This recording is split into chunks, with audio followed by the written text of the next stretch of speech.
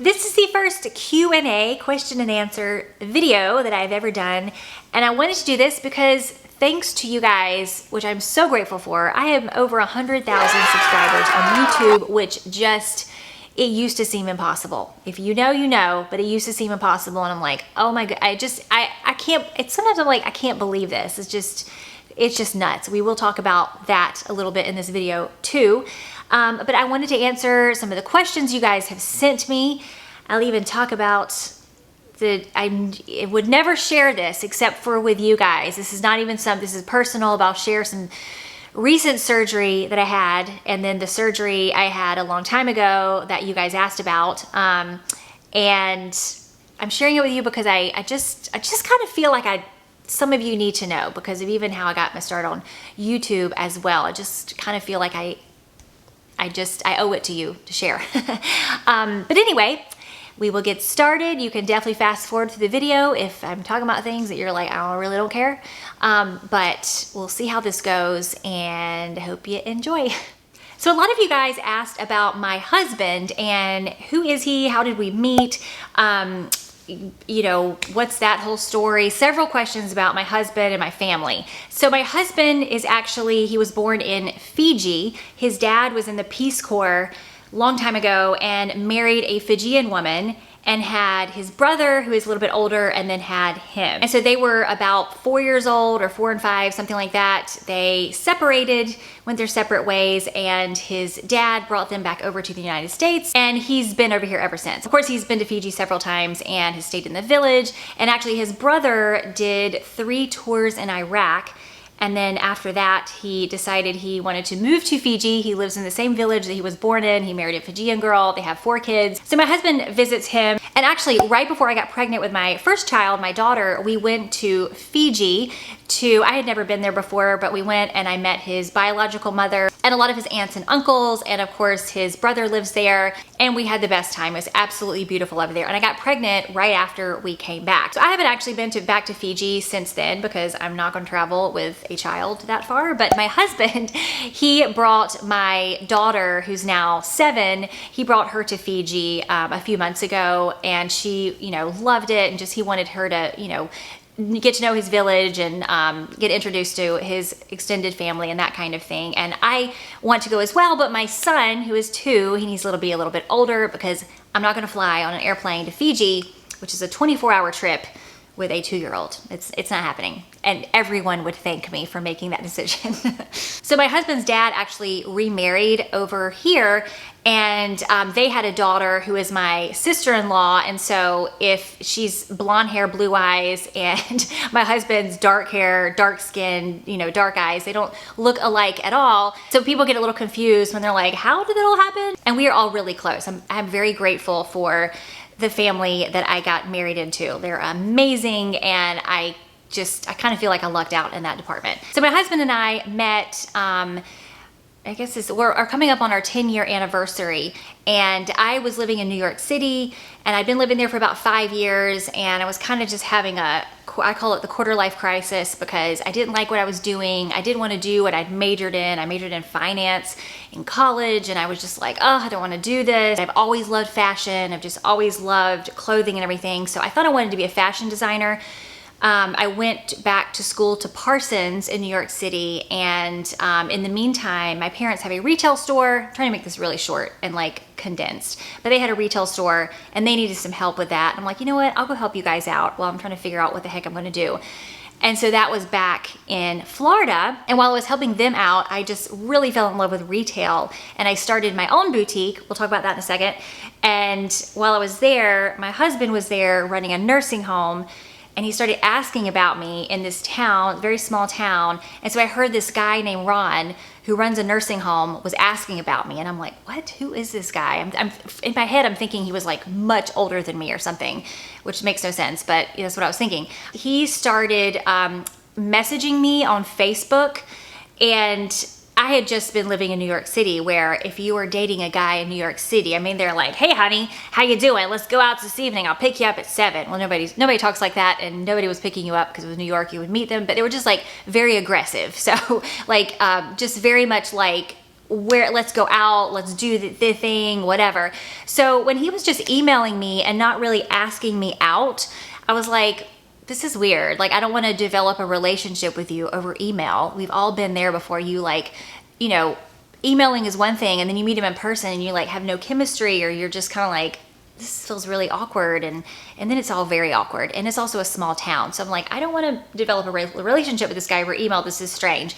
So I was getting a little annoyed with that. I'm like, I'm just gonna give him short answer responses. Now, as we were communicating over email, it was over a long period of time, I went to Burning Man, and I've been to Burning Man 6 or 7 times over the last 15 years, I guess. So anyway, a little known fact about me. And he was like, well, what's Burning Man? And I was like, well, it's like trying to describe the color red to a blind person. So eventually we ended up running into each other at an event, and we're like, hey, how's it going? And he said, okay, well, pretend I'm blind. How would you describe to me the color red? And I'm like, oh, you're cute.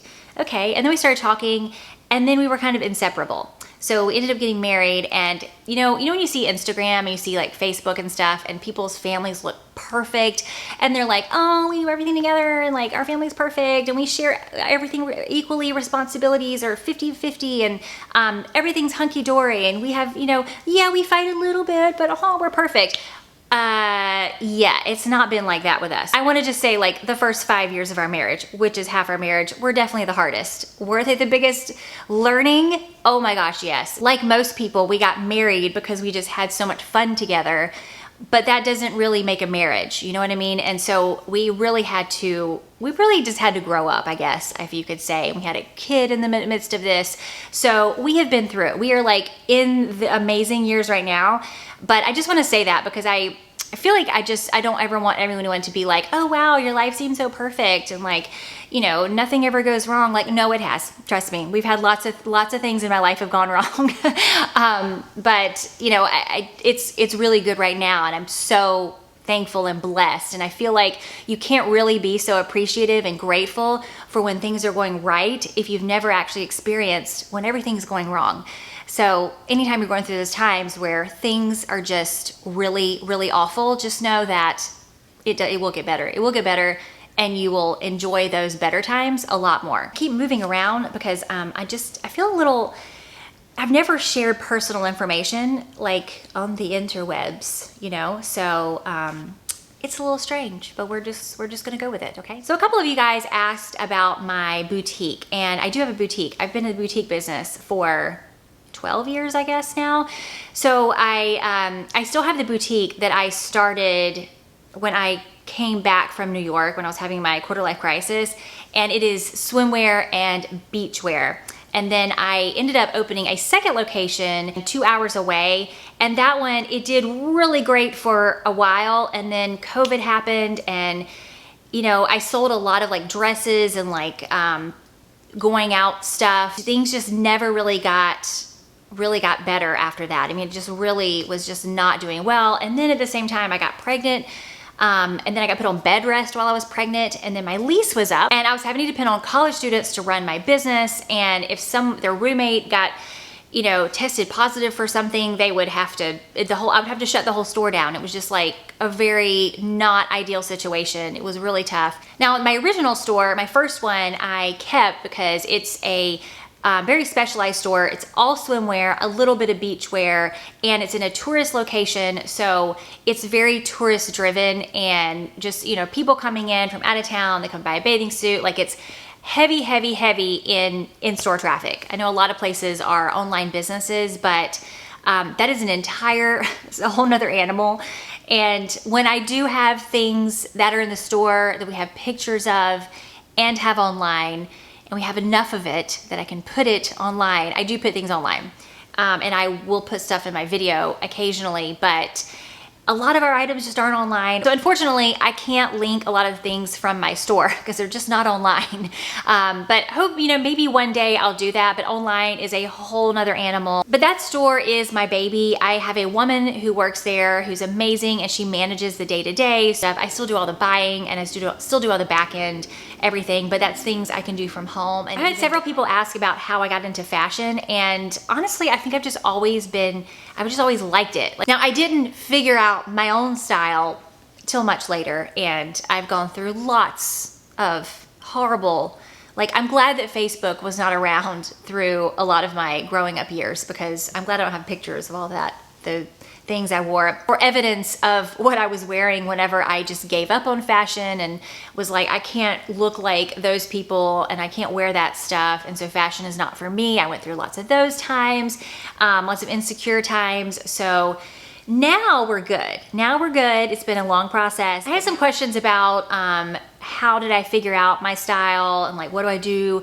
if I'm in a style rut and that kind of thing. And that's like a whole video for sure. With me personally, what has really helped me to get a clear direction on what, like, myself and my style, was to really assess what all I am personally doing every day and what I usually feel good in. That probably doesn't make any sense, but what would end up happening is I would only really focus on the clothing that I would buy for going out, or like dressing up, or a fancy event, or if I'm like going out with my husband or going out on the weekend and everything. Like, I would put all the effort into finding things that I liked there, the cutest things, not the most comfortable things, but the cutest that look good on me. But I would put no effort into the clothing that I would wear from day to day. And so, like, even at my job, my corporate job in New York City, I looked terrible. I just wore like what I was supposed to wear, but I just was like, oh, I'm just going to sit at my desk. Like, who cares? You know, I'd rather focus on what I'm going to wear Saturday night. So I had to really switch my thinking, especially because, you know, I'm not going out on Saturday night hardly ever anymore. And now I want to look and feel good in my day to day. And then another issue I had is I would constantly buy clothes that were comfortable, but were like they were comfortable and they looked okay and I could move around in them and everything, but they weren't like making me excited to get dressed. It's just like I had to change my way of thinking, and I really had to make a commitment to only buying clothes that I loved and were comfortable and I could really just put on, and I didn't have to like do all the things or wear something particular or wear heels or do something crazy in order for it to look good. And so when I did that, I was able to eliminate a lot of things, and I don't buy a lot of other things. And now I really like my clothes. And now I go to my closet and I'm like, what am I gonna wear today? I think I'll wear this, or maybe I should wear this. But it's not so much like, oh, I have nothing to wear. So I had a lot of questions about why did I start YouTube, and how to grow on YouTube, and what to do when I wasn't growing on YouTube. And a lot of people are trying to grow on YouTube and been struggling with it and that kind of thing. So I will talk about that a little bit. I did do a video when I was really starting to see like a lot of success, and I was like, oh my gosh, I can't believe this is happening. So I did a video at that point, and I will link that below. But basically the way I got started with YouTube is I was doing Facebook Lives for my boutique that sold more like evening dresses and that kind of thing. And they were really fun for Facebook Lives, but I was like, well, I'll just download these and like put them on YouTube. But nobody on YouTube wants to see a woman in her boutique trying on dresses and being like, hey, well, this is, purple. And it's not YouTube. It just was not working. And plus I just had never really been doing this on camera, so I probably sucked at it too. That's okay. But, and then I was like, well, why are my videos getting no views? Like, what's going on? So I started looking up like how to grow on YouTube and that kind of thing. And I was seeing all these this advice out there that was not basically don't do what I was doing. But then I just kind of got interested in it, and I was like, well, it was kind of fun making the videos, and it was just kind of interesting. And also it felt like a creative outlet that did not revolve around stressful things of running a business and retail, any business. I mean, any business, if you're a business owner, you know that things can get stressful. Like they just, especially if you're having a bad month, or just managing employees. My husband is so good at managing employees, and he likes to build them and getting them engaged. And he's really just thrives on, making a team and getting people happy to come where they work. And as much as I love the sound of all that, I get so terrified of offending somebody and criticizing somebody. And and you need to do that. If you're a manager, you're supposed to do all the things. And so that part, I don't know. It's not my strong suit. I force myself to do the things I know I need to do, but it doesn't come as naturally as it does with my husband. Anyway, so a little bit of a tangent there, but you know, YouTube's, it's fun. It's a creative outlet. And also I feel like fashion and, you know, it can be like it's like a fun, non-stressful thing, because even though I do feel like what you wear can make you feel like just $1 million, or it can make you feel like total crap and very insecure. It can really change the way you feel about yourself. It's also essentially, at the end of the day, you're putting colorful things or non-colorful things on your body, and you can, if you don't like it, you can take it off and try on something else. And you know, it's not that serious. Like, it's, you know, we can have fun with this, and I really think we can. So it's kind of a creative outlet for me. So I got started on YouTube, and like everybody, like you, if you are starting on YouTube and you're doing it, you start off and you're like gung-ho, and you're like, this is so much fun. Like, oh, I'll do a video on this, I'll do a video on this, it's gonna be amazing, and everyone's gonna love it. And then you do it, and it's like, nobody's watching, like just crickets. And you're like, why am I not growing? Like that last video, it was good. Why is it not blowing up? The first thing is, you probably don't have enough videos. I mean, if you look at people who have any success on YouTube, most all of them, unless they're an anomaly, which there are some, but most all of them have like 150 videos on YouTube. I know that every single YouTube, like how to grow on YouTube, it's like, be consistent, you know, find a niche or whatever. And it's just, you don't necessarily have to find a niche in the beginning. I really think you should do videos that kind of speak to you and are in the same genre, and eventually things will kind of take off one way, you know, in one direction. Like certain videos will take off more than others, and you can kind of snowball on that. But I really think you do have to just keep putting out videos. I remember hearing the advice that just keep trying to make your videos better and better, and I was like, oh my gosh, like I don't know what else to do. Like I don't have, like, tell me what to do and I'll do it, but I don't have any other, I don't know what else to do with my videos. But what I didn't realize is the more I did videos, the better they got. Even if I didn't realize that they were getting better, they were just, I can look back and I can see how they just gradually, slowly improved. And if you've been with me from the beginning, then hopefully they've improved. Hopefully you're not like, God, what the heck happened here? Used to like her, but now I don't. But like, they just get better. You just get better at all the things, and things that used to take you a super long time, like editing. Oh my gosh, it was taking me forever. I'm so much quicker at it now. It still takes me a long time to edit, and there's so much that goes into a video, but it just, you know, I can do it. I'm a lot more efficient now. I also think you have to make sure that you're talking about things that people want to hear about. Like if you are talking about your dog for 15 minutes, most likely they don't want to hear about your dog. Like maybe they want to see a picture of him because he's really cute. Totally understand that. But like, you gotta talk about things that people want to hear about. Here's the other thing. When you're doing all this, it takes a lot of time. Like people do not understand how much time goes into like a 10-minute video.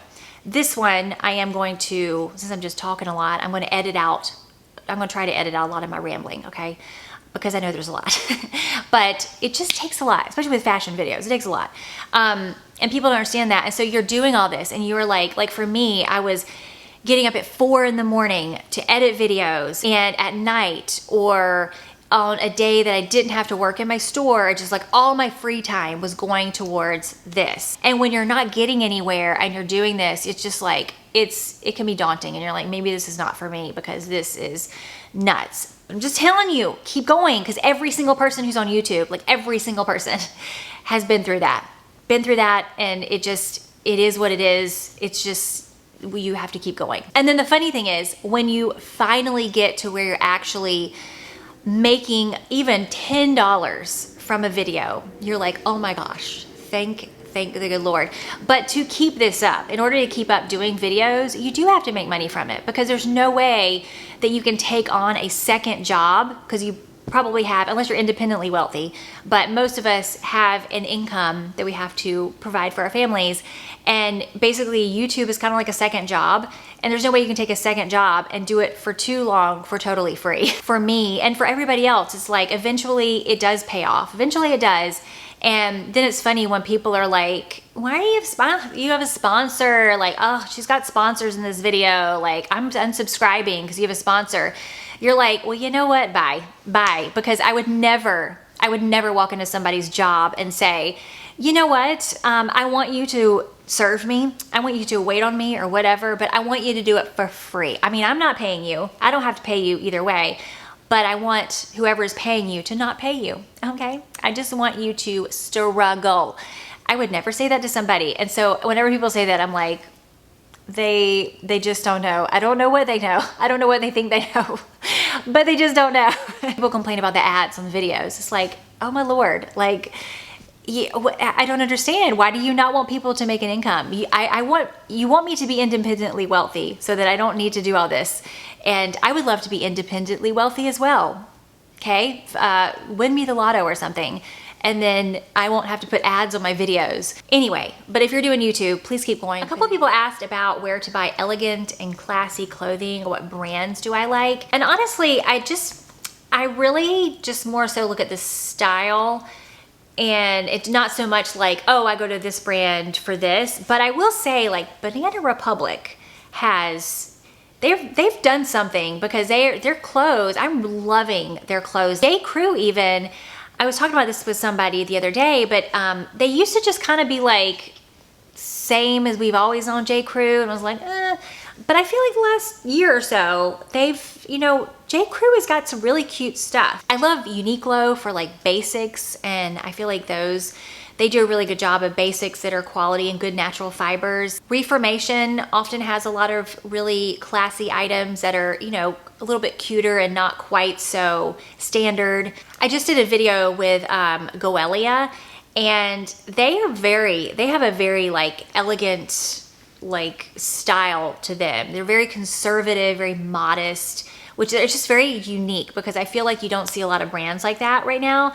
And so they have a very unique style and very modest. This is probably not the answer that you want, but I just feel like a lot of it has more to do with the styles and then how they fit you. Because like something that could look really classy on one person might just not look right at all on another person. Like so much in clothing depends on you, like how it fits you and how you feel in it. Because there's things that I wear that I'm like, oh, I love this. I feel good. I'm like feeling myself. And other things I feel like I'm like, so I don't wear those things anymore.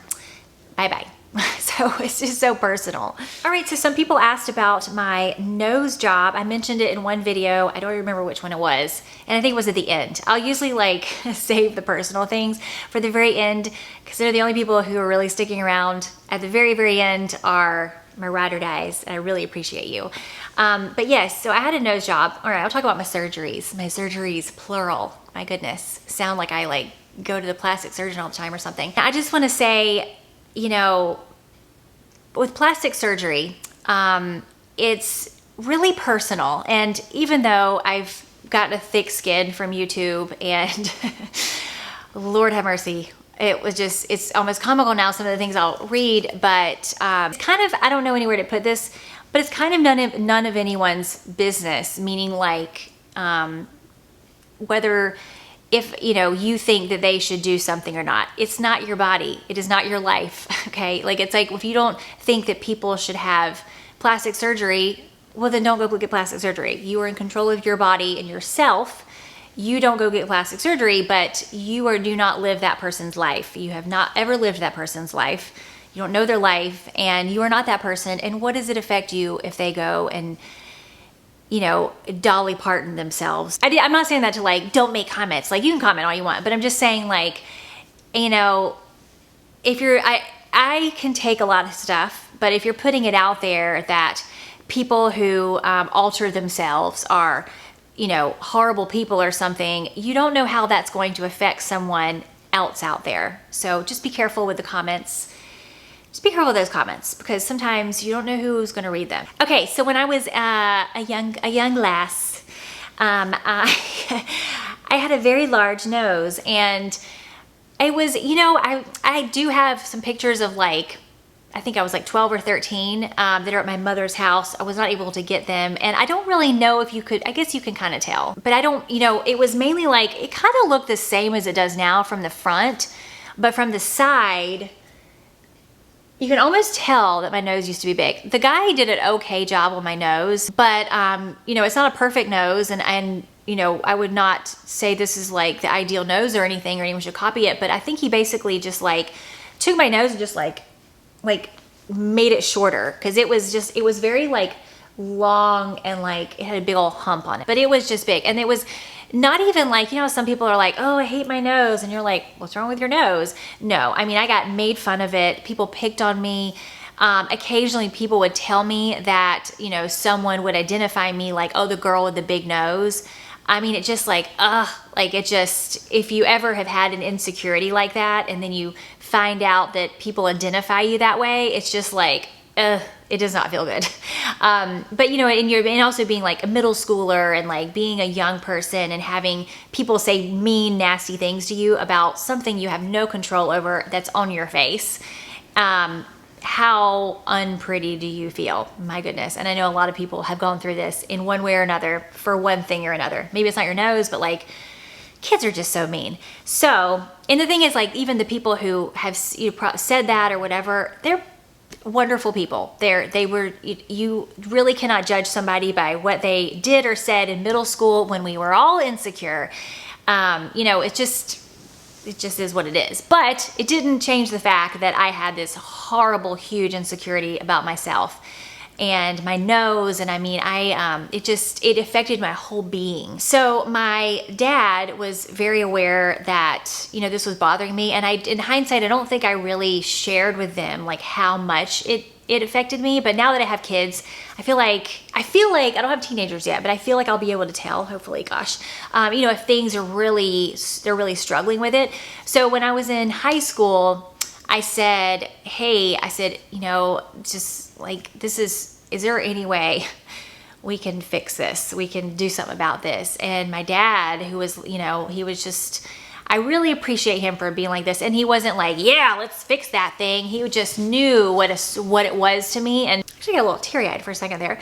Anyway, so my dad kind of just knew what a thing it was for me. And I think that and I feel like, you know, now I'm a parent, I can look and see, you just don't want to, you want to help your kid however you can. Anyway, I think he just saw what a thing this was for me. And like, you know, I was so young and it was like, just making me like, And I even had bad posture. This is the funny thing. I think this was actually in combination with something with my large chest too, but I just was getting like kind of like this. So my dad was like, you know, yeah, well, if this is something you really want, we'll do this. But I lived in a very small town and I really wanted to get out of there. I was like, I do not want to be in a small town anymore. I want to go. And so I said, you know what? I want to go to college and I want to go to a year of college before I make this decision. And I'm like still impressed with myself that I did that.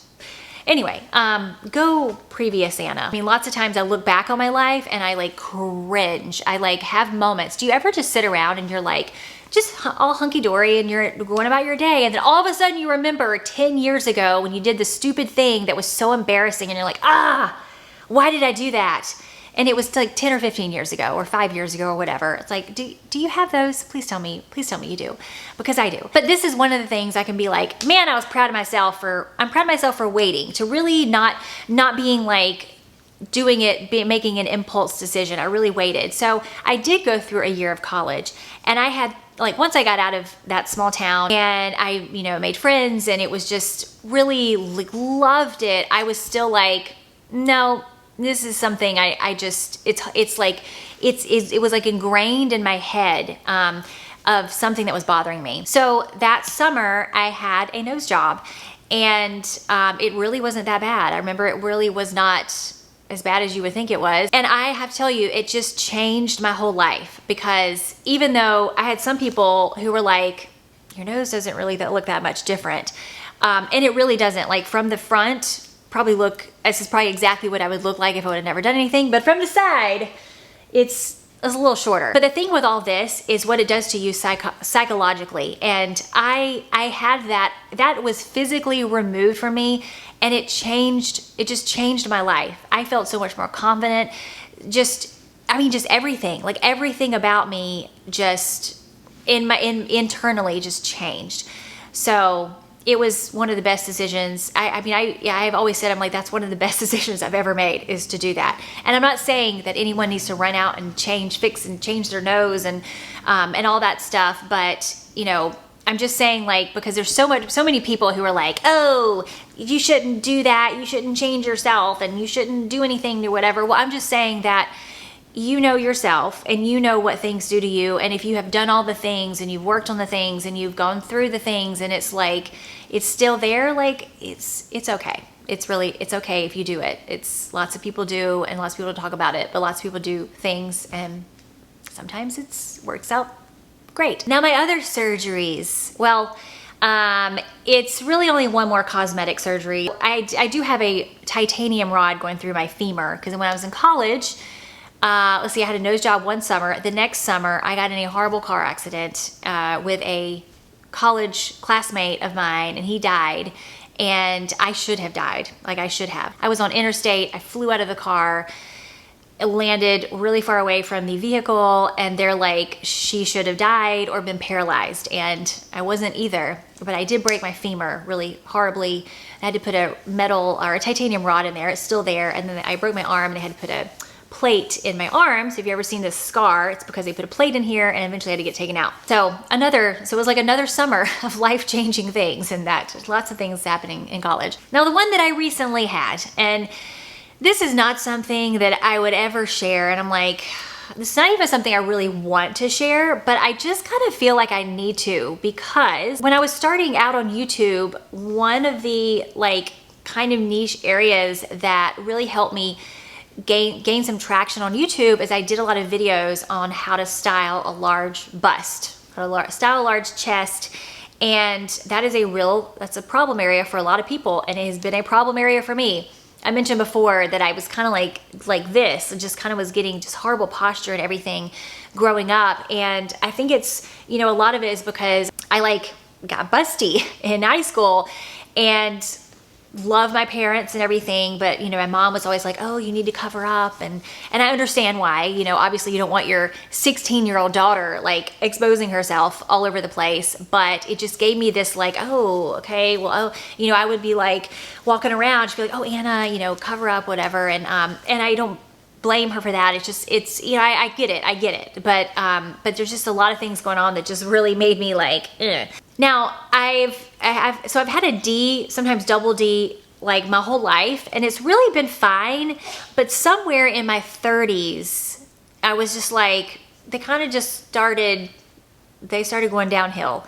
And then I had my first child, and they kind of went a little more downhill, and it was fine. And then, gosh, having my second child, of course, I was 39 when I had my second child, and I don't know what happened, but it's like they just were like, boop. And I did breastfeed both of my kids, but it became another area that I was just so self-conscious about. I have a fashion channel, and I love YouTube. I love doing this. I love clothes. I love fashion.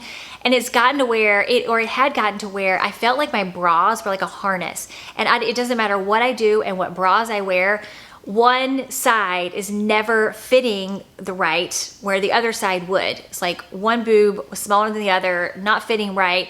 And then I would always have on this side my bra strap constantly falling down, constant. And I think I have another issue with my back, don't even get into that. But just, it's just always falling down. And I'm like, oh my goodness. You know what? After I get done nursing my child and he gets a little bit older, I'm gonna do this. And so I kept kind of putting it off because I was like, I really wanna do this, And finally I was like, you know what? I'm doing this. I want to get a lift. I'm not trying to I don't need to get implants or anything like that, but I do want a lift, and I got the rest of my life to live, and I want to feel good about the things I'm wearing and this part of my body. And I want to be able to wear a lot of other things that I don't feel like I can wear right now. So I got a really good plastic surgeon. I got on his wait list. It was a very long wait list to just get a consultation, but I knew I was in the right hands.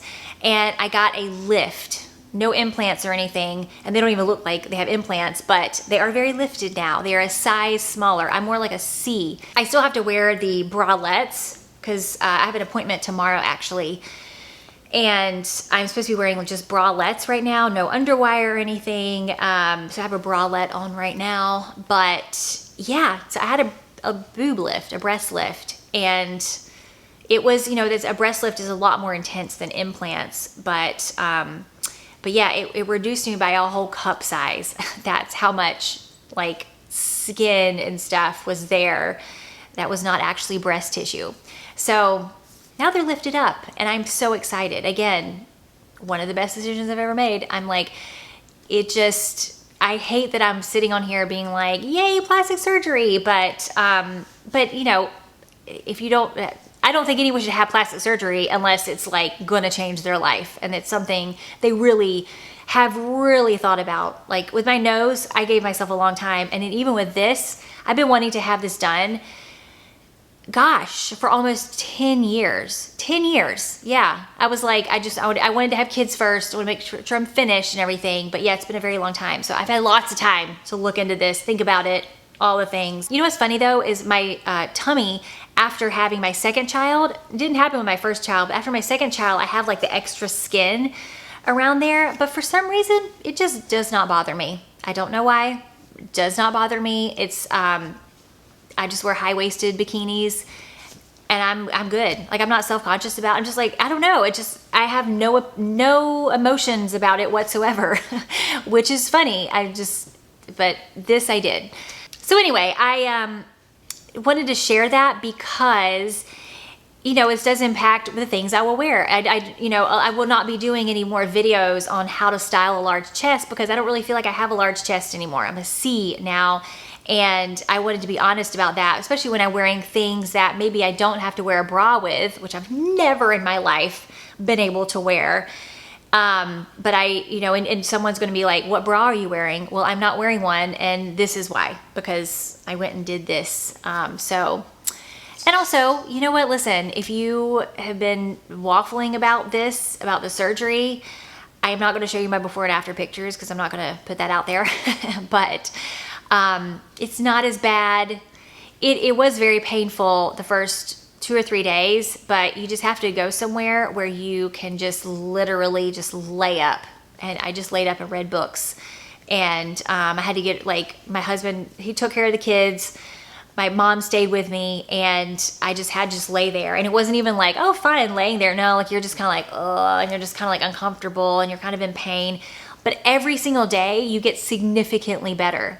And it's amazing. It's amazing how your body will heal itself. It's really amazing. And then even within a few days, even like a couple of days, you're like maybe a Tylenol, but you don't feel like you need a whole bunch of painkillers. And also I want to say too, what my doctor said and made sense. But he said, you know, there's women that have had 10 kids and they'll come in and they want implants. And he's like, there's no way she's going to want implants. She's probably going to need a lift. But they'll come in and they're just as perky and boobs they're all sitting right here and they've had 10 kids and they're like, oh, okay. And he said there's other women who've never had kids or just had one or you know, really, really young and they have their chest, their boobs are just really, really sagging. And it's just, a lot of it's genetics. A lot of it's it's out of our control. I had a few people ask if I was originally from Florida or where I'm originally from. And I am originally from Florida, although I took off after high school. I mean, I went to college. They had an early program. I was like, see ya, I'm going.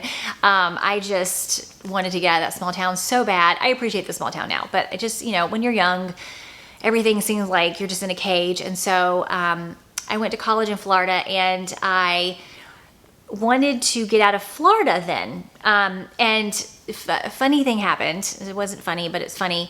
But after 9/11, September 11th, I went to college near Orlando and it was several days after or something, or a few days after. And my friend, who we are still friends to this day, and we still meet up in random countries and travel together. He actually met me in Mexico City recently. But he was just, I remember I was sitting in his room and he was looking on his computer and he already was like traveled everywhere, everything, just, you know, and he was looking and he saw that flights from Orlando to Boston round trip were $80. And he's like, do you want to go to Boston? And we could like fly up in the morning, like have lunch and then come back. And we're like, let's be bougie. We didn't call it bougie. I don't know what we called it at that point, but we were like, let's do that. So neither one of us had classes on a Tuesday. So we flew up there in the morning, we spent all day in Boston, had the best time, and then flew back that evening, and we just were like, we're the coolest people that we know. Anyway, I fell in love with Boston. And then 10 years before that, or something like that, my parents had taken me to New York City, and I'm like, I love New York City. And I'm like, I want to live here. But I was like, you know, I'm a little small town girl from Florida. I don't know if I want to jump right into the fire going into New York City. So, but Boston is also a city, and it's smaller. Let me move to Boston first. So I moved to Boston straight out of college. I just went up there. Somehow, a person that I knew had a friend he went to college with who worked in a finance company. It was like in my major, and I was able to get an entry-level job. So moved to Boston, lived there for 3 years, and I was like, you know what? I'm ready. I think I'm ready for New York City. Moved to New York City, lived there for 5 years, and then that's when I had my whole quarter life crisis, and I came to Florida, met my husband, and now I'm still in Florida, and I love Florida now. I'm like, man, I love living in the snow and like the cold weather and stuff, but now I'm like, I'll take our mild winters and the summery, humid, hot, humid heat any day. Yeah, I like it. I like it down here. I don't want to live in the ice anymore. I hope this turned out okay. I feel like this might be a 3-hour long video, and nobody wants to hear me talk for 3 hours. I'm going to edit it down. Hopefully I don't cut out things that anyone wanted to hear, but you know, if you have other questions, just comment below and I'll answer them in another video. But thank you for watching, and just thank you for coming and watching my videos. I just really hope they help and give you some inspiration, and you have as much fun watching them as I have fun making them and producing them and everything. So this is kind of like a dream come true. Thank you for watching this video. I really, really and truly appreciate you. You have no idea. And I will see you next time.